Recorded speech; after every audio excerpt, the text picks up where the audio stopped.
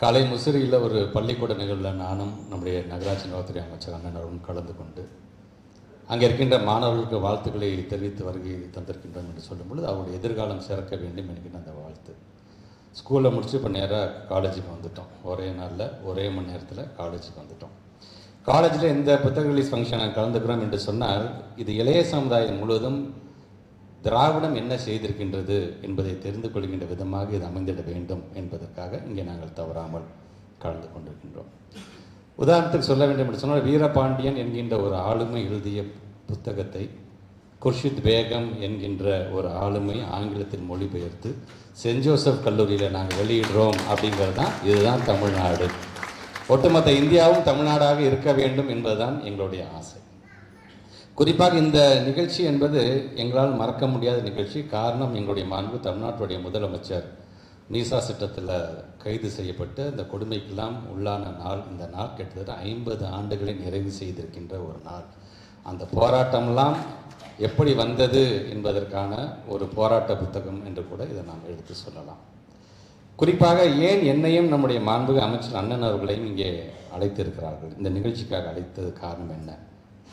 நூற்றாண்டு போராட்டம் முடிஞ்சிருச்சா? இன்னும் முடியல, தொடர்ந்துக்கிட்டு தான் இருக்குது. அதற்கு சாட்சியாக இருக்கக்கூடிய அமைச்சர்கள் நாங்கள் 2 பேர் தான். ஒன்று, எங்களுக்கு வர வேண்டிய 3548 கோடி வரல, அவருக்கு வர வேண்டிய ஜல்ஜீவன் மிஷனுக்கு 3112 கோடி வரல. இன்னும் 2 பேருமே நாங்கள் போராடி கொண்டு தான். போர் இன்னும் முடியல. குர்ஷித் மேடம் சொன்ன மாதிரி போருக்கு தயாராகிட்டு இருக்கீங்க, தேர்தல்கிற போர்னு சொன்னால் ஆமாம், அந்த போருக்கு தயாராகும்போது எங்களுக்கு ஒரு ஆயுதம் வேண்டாமா? அந்த ஆயுதம் தான் இன்றைக்கு நீங்கள் கொடுத்துருக்க இந்த புத்தகம் என்பதை நான் பெருமையை எடுத்து சொல்கிறேன். போராடிக்கிட்டே இருக்கோம், போராடி முடிச்சிட்டோம், இன்னும் இந்த வரலாறுலாம் தேவையா? தேவைதான். இந்த புத்தகம் தேவை என்பதற்கு காரணமே நாம் போராட வேண்டும் என்பதற்காகத்தான் இந்த புத்தகமே. அப்படி இன்றைக்கு இந்த நிகழ்ச்சியிலே கலந்து கொள்ளும்போது இன்னும் ஒரு மகிழ்ச்சி என்பது, எங்களுடைய மாண்புமிகு நகராட்சி நலத்துறை அமைச்சர் அண்ணனுடைய 49வது திருமண நாளும் இன்றைக்கு தான். ஆக அவரும் அதை மறந்திருக்க மாட்டோம். ஸோ பொது வாழ்க்கையில் பல போராட்டங்களை கடந்து இன்றைக்கு எல்லாரும் ஒரு விதத்தில் இங்கேருந்து நிற்கிறோம் அப்படின்னு சொன்னால் மக்களுக்காக போராடுகின்ற ஒரு நிலையில் நாங்கள் இருந்திருக்கிறோம். மக்களுக்காக நாங்கள் இருக்கின்றோம். அதனால் தான் மக்கள் தொடர்ந்து, அது ஓட்டர்ஸ் கணிப்பாக இருந்தாலும் சரி, தொடர்ந்து எங்களோடு இருக்கிறார்கள் என்று தான் நாங்கள் கருதுகிறோம். எங்களுடைய கடமை நாங்கள் செய்கின்றோம், அவ்வளோதான். ஸோ அந்த அளவுக்கு இன்றைக்கு இந்த நிகழ்ச்சி, அதுவும் எங்களுடைய டெக்ஸ்ட் புக் கார்பரேஷன் சார்ந்திருக்கின்ற ஒரு புத்தக வெளியீடு 2023 திசைதோறும் திராவிடம் என்கின்ற ஒரு மிகப்பெரிய ஒரு திட்டத்தை மாண்பு தமிழ்நாட்டு முதலமைச்சர் கொண்டு வந்து சென்னை இலக்கிய திருவிழாவில் அதை அந்த திட்டத்தை கொண்டு வந்தது மட்டுமில்லை, அதே மேட்டில் கிட்டத்தட்ட 100 புத்தகத்தை நாங்கள் ரிலீஸ் பண்ணியிருக்கோம் நாங்கள். ஸோ இந்த திட்டம் என்பது வெறும் அறிவிப்போடு நின்றுவிடக்கூடாது. அந்த புத்தகம் இது போன்று மொழிபெயர்க்கப்பட்டு அது என்னைக்கெல்லாம் அது வெளியிடப்படுகிறது அப்போ தான் அந்த திட்டத்துக்கான வெற்றி அடங்கியிருக்கிறது. ஆக அந்த வெற்றியில் ஒரு வெற்றியாக இன்றைக்கி திருச்சியில் இன்றைக்கு இந்த புத்தகத்துடைய இந்த அறிமுக விழாவும் இன்றைக்கி நடைபெற்று கொண்டிருக்கின்றது. இந்த ஒரு நல்ல ஒரு வாய்ப்பினை எனக்கு வழங்கியிருக்கின்ற அண்ணன் சுபவி அண்ணனுக்கும் குர்ஷித் பேகம் அவருக்கும் முதல்ல நான் என்னுடைய நன்றியை தெரிவிக்க நான் கடமைப்பட்டிருக்கின்றேன். ஸோ தொடர்ந்து இன்றைக்கு இந்த புத்தகம் சார்ந்து இங்கே உரையாற்றிருக்கின்ற நம்முடைய செக்ரட்டரி சார் பல விஷயங்கள் இங்கே வந்து எடுத்து சொல்லியிருக்கிறார்கள். நேற்று நம்முடைய மரியாதைக்குரிய அண்ணன் சுபவி அண்ணன் என்னுடைய இல்லத்திற்கு ஒரு இரவு 8 மணி போல் வந்தார். இந்த நிகழ்ச்சி சொல்லணும் எதுக்குன்னே அவர் இங்கே ஒரு வார்த்தை சொன்னால் போதாதான், நாங்கள் தான் வரோன்னு சொல்லிட்டோமே. இல்லை புத்தகத்தை புரட்டி பார்த்தீங்களா அப்படின்னாரு. ஒரு 4 பக்கம் புரட்டி பார்த்துக்கன்னா முழுமையாக பார்க்கலன்னு சொல்லிவிட்டு சரி நாளைக்கு நிகழ்ச்சிக்கு வந்துட்டு போயிட்டார். சரி, ஒன்லைனில் சொல்ல வேணும்னா பேராசிரியருடைய நிகழ்ச்சியில் ஒரு மாணவன் கலந்துக்கின்ற ஒரு நிகழ்ச்சி, பேராசிரியரே புத்தகத்தை படித்தான்னு கேட்க, நான் 4 பக்கம் தான் புரட்டியிருக்கேன்னு சொல்லுங்கன்னு அந்த கில்ட்டி கான்ஷியஸ். சரி, அவர் போனதுக்கு அந்த புத்தகத்தை என்ன தான்ப்பா இருக்குது என்று புரட்டி பார்க்க ஆரம்பித்தேன். பலவிதமான போராட்டங்கள் சார்ந்து குறிப்பெடுக்க ஆரம்பித்தேன். நைட்டு 12 மணி வரைக்கும் அந்த நிகழ்ச்சி போச்சுன்னு சொல்லும்போது நிறையா பேசலாம் அதில். ஆனால் இருந்தாலும் அது குறிப்பாக என்னுடைய மனதை தொட்ட ஒரு சில நிகழ்வுகளை மட்டும் இங்கே சொல்வதற்கு நான் கடமைப்பட்டிருக்கின்றேன். குறிப்பாக இந்த socio political movements of a century in Tamil Nadu அப்படிங்கிற பேரில் நூற்றாண்டுக்கான ஒரு போராட்டங்கள் 1921 காலத்துலேருந்து இப்போ வரைக்கும் நம்ம எப்படிலாம் போராடிட்டு இருக்கிறோம். அதில் குறிப்பாக இங்கே நம்முடைய செக்ரட்டரி சார் சொன்ன மாதிரியான மொழிபெயர்ப்புங்கிறது சாதாரண விஷயம். சாராம்சம் குறைஞ்சிடக்கூடாது.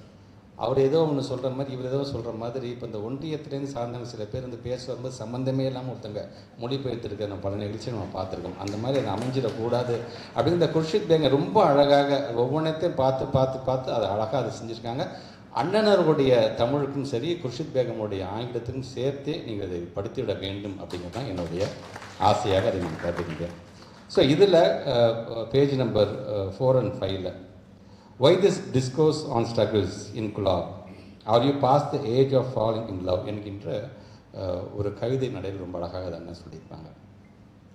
அன்பு இருக்குது, காதல் இருக்குது, ஓவியம் இருக்குது, இப்படிலாம் சந்தோஷமாக இருக்கும்போது எதுக்காக இந்த போராட்டம் எல்லாம் அப்படிங்கிறத அது ஆரம்பிக்குது. அதை நிறைவு செய்யும் பொழுது struggle is the rule of my birth, the rule of my life and the rule of my death.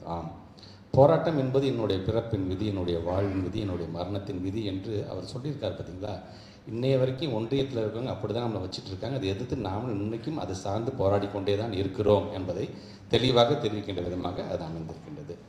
So நம்மை பொறுத்த வரைக்கும் இங்கே அண்ணன் அவர்களை பற்றி நான் சொல்ல வேண்டும் சொன்னால், இங்கே குர்ஷித் பேகம் அவர் சொன்ன மாதிரி ரொம்ப சர்க்காசிசம் இருக்கும். உங்களுக்கு பேசி யார் மனசையும் புண்படுத்த மாட்டார். நான் இப்படி சொல்கிறேன், அது உங்களுடைய நினைவுக்கே நான் விட்டு விடுகிறேன், நீங்களே முடிவு செய்து கொள்ளுங்கள் அப்படின்னு சில நேரத்தில் சொல்லுவார். ஸோ யாரையுமே அந்த ஒரு மனசை புண்படுத்துகிற விதத்தில் அவருடைய உரையாடல் இருக்காது. ஆனால் சொல்ல வேண்டிய செய்தியை ரொம்ப அழகாக சொல்லும் பொழுது உள்ளபடியே அதுக்கு யார் காரணகர்த்தாவாக இருக்கிறாங்களோ அவங்க மனசை கண்டிப்பாக அவங்கள அறியாமல் புண்படுத்தி விடும் அப்படின்னு தான் அதை நான் சொல்கிறேன். இந்த கருத்துக்களுடைய அந்த ஆழத்தை அதை சொல்கிறேன். இங்கே நம்முடைய செக்ரட்டரி சார் சொன்ன மாதிரி இந்த சேரன்மாதேவி குருகுல ப்ரோட்டஸ்ட் பீயிங் ஒரு ஸ்கூல் எஜுகேஷன் மினிஸ்டர், இந்த ப்ரோட்டஸ்ட் சம்மந்தமாக நீங்கள் பார்க்கணும். ஏன்னா வைக்கம் போராட்டம் நடக்கும் பொழுது அதே காலகட்டத்தில் சேரன்மாதேவியில் நடந்தக்கூடிய ஒரு சமத்துவமின்மை சார்ந்திருக்கக்கூடிய போராட்டத்திற்கும் தந்தை பெரியார் அவர்கள் எந்த இடத்துலாம் குரல் கொடுத்திருக்கிறார். நம்முடைய வரகநேரியை சார்ந்திருக்கின்ற ஐயா வாவேசு ஐயா அவர்கள் காங்கிரஸ் சார்ந்து வரக்கூடிய அந்த நிதியின் மூலமாக ஒரு ஹாஸ்டல் நடத்துகிறாங்க. அந்த ஹாஸ்டலில் உணவு பரிமாறப்படுகிறது. உணவு பரிமாறப்படுகின்ற பொழுது உயர் வகுப்பை சார்ந்தவர்களுக்கு ஒரு விதமாகவும் நடத்தப்படுகிறார்கள், ஒடுக்கப்பட்ட சமுதாயத்தை சார்ந்தவர்கள் ஒரு விதமாக அது நடத்தப்படுகிறார்கள். அது சார்ந்து அன்றைக்கி இருக்கிற ஸ்டூடெண்ட் சுந்தரம் அப்படிங்கிற ஸ்டூடெண்ட்டு தான் அந்த இஷ்யூவை கையில் எடுத்து அதை போய் அவங்க அப்பாட்ட சொல்கிறார். அவங்க அப்பா வேறு யாரும் இல்லை, வருங்காலத்தில் ஒரு முதலமைச்சராக ஆகக்கூடிய ஓமந்தூர் ரெட்டியார் அவர்கள் தான் அவங்களுடைய அப்பாவாக இருந்தது. ஆக அதை எடுத்து சொல்லும் பொழுது அது சார்ந்து என்னென்னலாம் நடந்தது அப்படிங்கிறதுலாம் அது மிக அழகாக அதில் சொல்லியிருக்கிறாங்க. குறிப்பாக நம்முடைய குர்ஷித் மேடம் அதில் this discriminatory practice was revealed to the world by Sundaram, a student of the Gurukula and the son of Omandur Ramaswamy Reddiyar, who later became the Chief Minister of Tamil Nadu என்று சொல்லியிருக்கிறாங்க. So இது சார்ந்து அன்றைக்கு கொடுக்கப்பட்டிருக்கின்ற அந்த குரல்கள் அது சார்ந்து அவர்கள் எழுதப்பட்டிருக்குது. பல ஆளுமைகளை பற்றி நம்ம தெரிந்து கொள்ளும்போது நம்முடைய லார்ட் மெக்காலேயை பற்றி சொல்லும்போது பல விதமான விமர்சனங்கள், பல விதமான கருத்துக்கள்லாம் உள்ளது. ஆனால் அதெல்லாம் கடந்து மெக்காலே அப்படிங்கிறது சமத்துவமாக அனைவருக்குமே சம லெவலில் போய் நம்ம கல்வியை கொண்டு போக வேண்டும் என்று ஆசைப்படக்கூடியவர்கள். இப்போ இங்கே நம்முடைய செக்ரட்டரி சார் சொன்ன மாதிரி தான், நான் பல நேரங்களில் சவுத் சைடு தமிழ்நாடு நாங்கள் போகும்பொழுது அங்கே கல்வித்தரம் அறிவு சார்ந்த சமுதாயத்தை உருவாக்கிறோம் என்று சொன்னோம்னா கிறிஸ்தவ சமுதாயம் இல்லை என்று சொன்னால் அது அங்கே சாத்தியப்பட்டிருக்காது என்பதை உள்ளபூர்வமாக உணர்ந்தவன். ஸோ அது எவ்வளோ தேவை என்பதை நன்கு அறிந்தவன் என்பதற்காக இன்றைக்கி அதை நான் சொல்கின்றேன்.